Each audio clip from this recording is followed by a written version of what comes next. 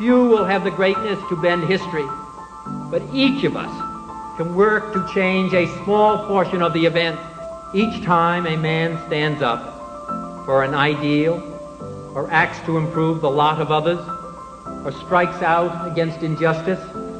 He sends forth a tiny ripple of hope, and crossing each other from a million different centers of energy and daring, those ripples build a current